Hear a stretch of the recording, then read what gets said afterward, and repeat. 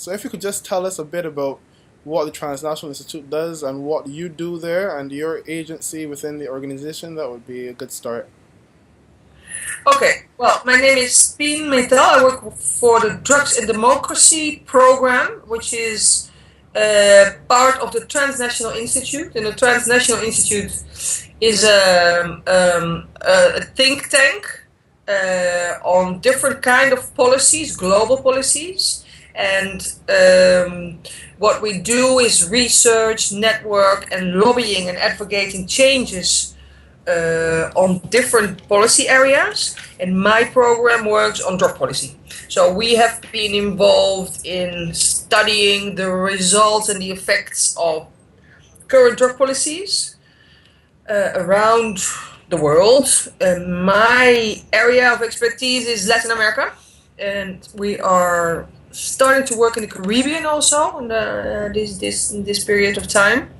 And what we do is we do research, we organize meetings, we try to get into dialogue with policy officials to recommend changes on specific issues around drug policy around the world. So that's let's say the general story. Okay, so you spoke about changes, but exactly what changes are y'all looking to recommend or are y'all recommending? Well, we consider that the war on drugs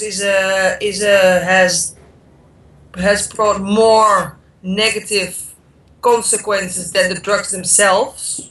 So we think that there should be other drug policies that don't have such so many negative consequences, do not violate human rights, and are proportionate to the crime committed.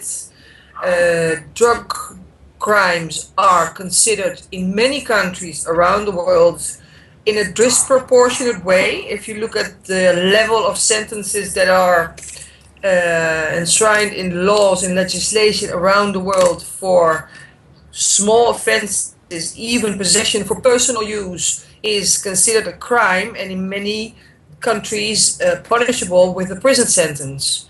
And we are trying to change that because we think that, particularly in the case of cannabis, there's an enormous amount of recreative use that is not it's not completely free from damage, but it's not a public health threat that deserves punishment. So what we try to do is to advocate for changes to decriminalize the possession and use of cannabis. What we do is research why cannabis, to start with, is a plant that has been controlled and included into the international conventions. So we publish books and researches around these issues, and we try to convince policymakers that they change the laws in their countries, being more proportionate and more respectful to human rights. So, for example, I'm in Uruguay now. And Uruguay, as you may know, is the first country in the world to regulate its cannabis market. There's no other country in the world that has legislation that permits the whole chain for recreative use.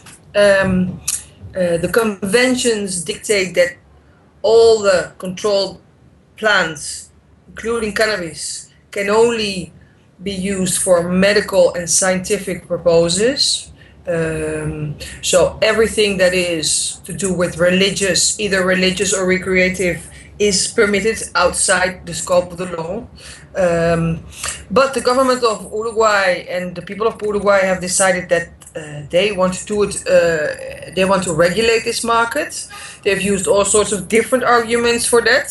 One of them, and a very important one, I think, is to take the cannabis market out of organized crime, out of the hands of organized crime, have a better public health control on the quality of the marijuana that is being used, and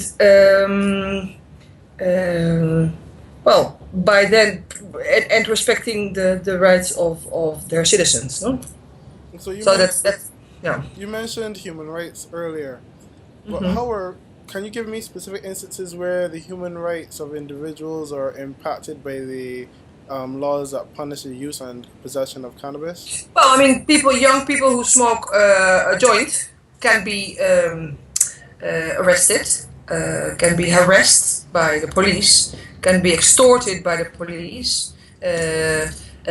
Their human rights are violated because they don't commit a crime. The only thing they do is use a substance which is considered to be dangerous for their health. So, in the name of drug control, many rights of citizens are violated. Uh, that's that is to do with what I said, with the detentions, with extortions, with beating up people, using it as an excuse, not considering them full citizens because they are drug users. There's many examples. People who grow, so the farmers who grow the plants that are controlled plants, in the case of marijuana, are being eradicated, are being subject to a violent, forceful eradication of their plants, which is a sustenance for their livelihoods. But they are considered criminals. So these are acts from the state and from the state authorities that go against human rights established by the international conventions. So I don't know if that's clear, but